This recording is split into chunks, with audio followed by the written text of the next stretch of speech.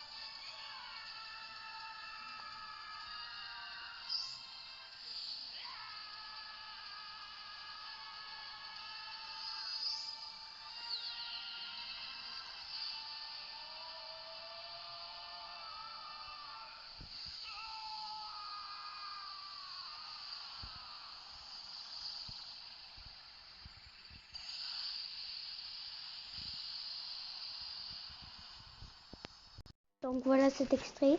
Donc je pense que si Vegeta Blue il avait utilisé cette technique contre Kelfla, Kelfla il aurait perdu.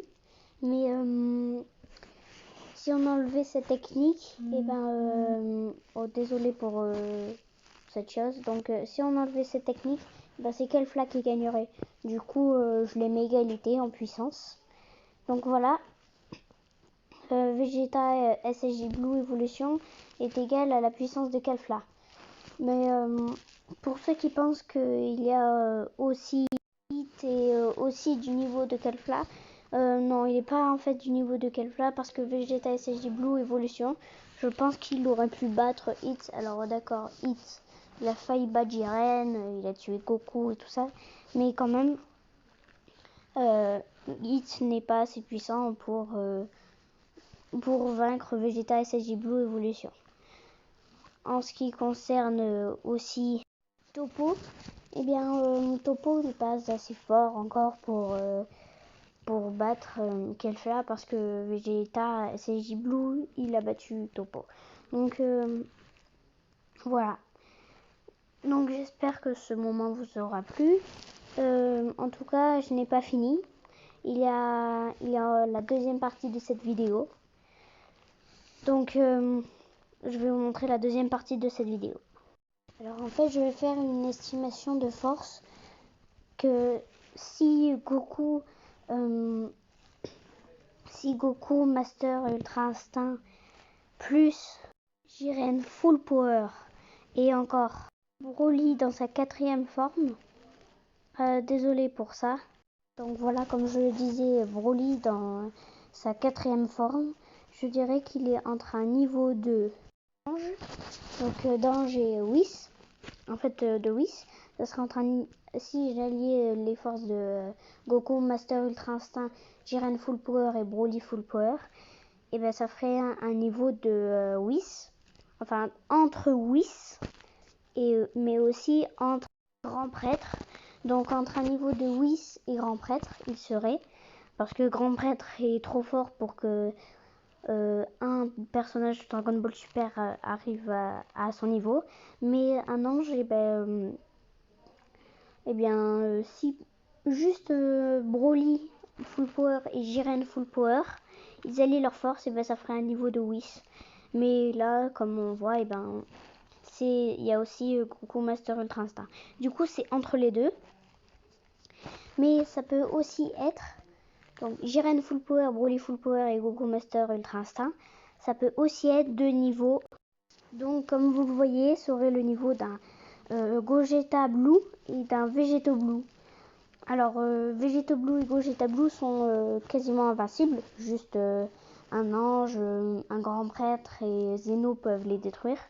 Donc s'il y avait Goku Master Ultra Instinct, Broly Full Power et Jiren Full Power qui initient leur force, ça ferait la puissance de Gogeta Blue plus Vegeto Blue. Écoutez, cette vidéo arrive à son terme, j'espère que ça aura plu.